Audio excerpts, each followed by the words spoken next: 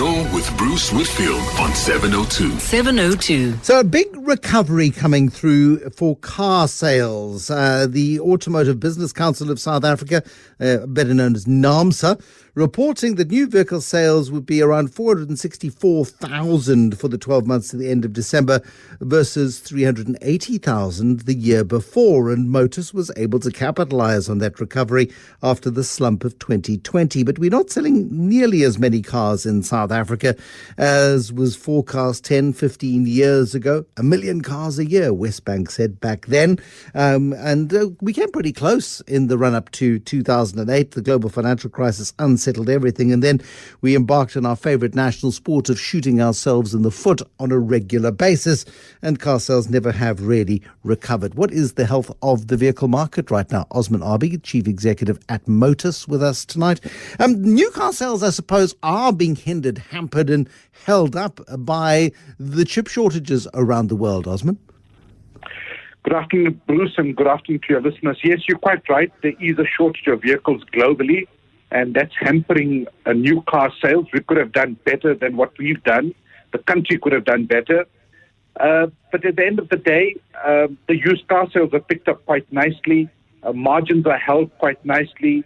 And consumers are still out there, and banks are still funding consumers. And yes, there is a shortage, but it's selective. And if you carry the number of brands we carry, what you don't get on the swings, you pick up on the roundabout. So, and the other advantage we've had is that there's been a good pickup in the small cars, the small SUVs and the medium-sized SUVs, which our imported brands like Hyundai and Kia and Renault have done a great job in making cars available. And those cars have been available, and we've been selling what's available. And the market in South Africa has turned from premium vehicles into entry levels and small SUVs and medium SUVs. And if you've got a good range, you can sell them. So all in all, our first 6 months have been great. We can't complain. Our profit before tax should be up between 40 and 50%. So we're benefiting from lower interest as well because stocks are low. And all in all, it's panned out quite well for us. As a business, you're doing well because you're selling into a market, but that market is considerably more constrained than it used to be.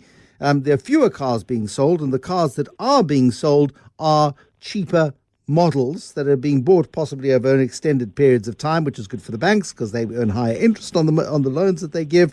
And of course, you get to move vehicles at a decent margin as well, thanks to shortages.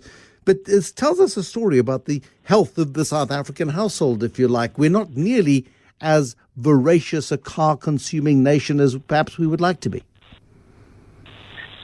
Yes and no. If we look at the entry-level side, the small SUVs, that market's very active. So the consumers are out there and the banks are funding them. The premium cars have become more expensive because of our weakened currency. The cost of production has obviously gone up with the supply, with the shortage of steel and other raw materials. But in a country where we had major setbacks with currency and with COVID, last year we sold 464,000 cars.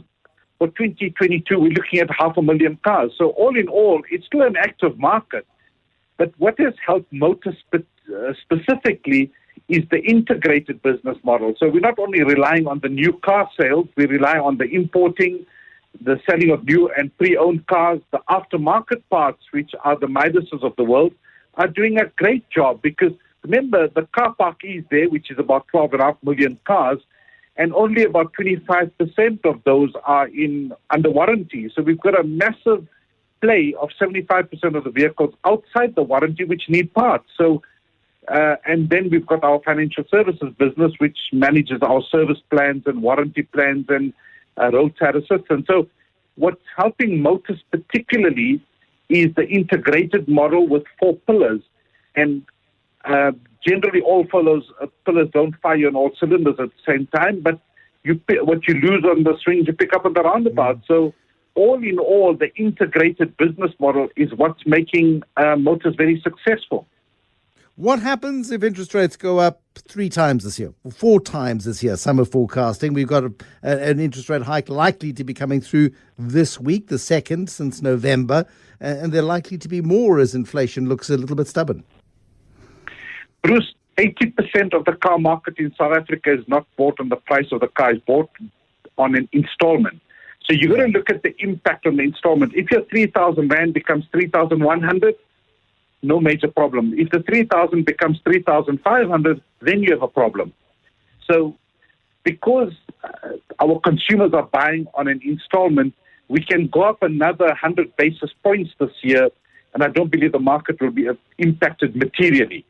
So we started with a quarter with 25 basis points. We maybe another 25 this week, and maybe for the rest of the year we pick up another 75. But we don't believe that that's a material impact on the installment, and that's what the consumer can afford, and they will continue buying the smaller vehicles and the smaller SUVs. So we don't see a major problem for 2022.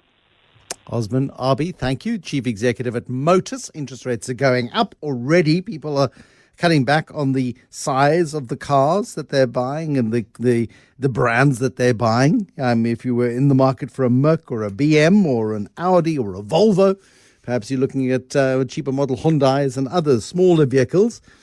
People want to drive newer cars. They like the feel-good factor of driving newer cars. And at some point, you do have to replace a motor vehicle, believe it or not.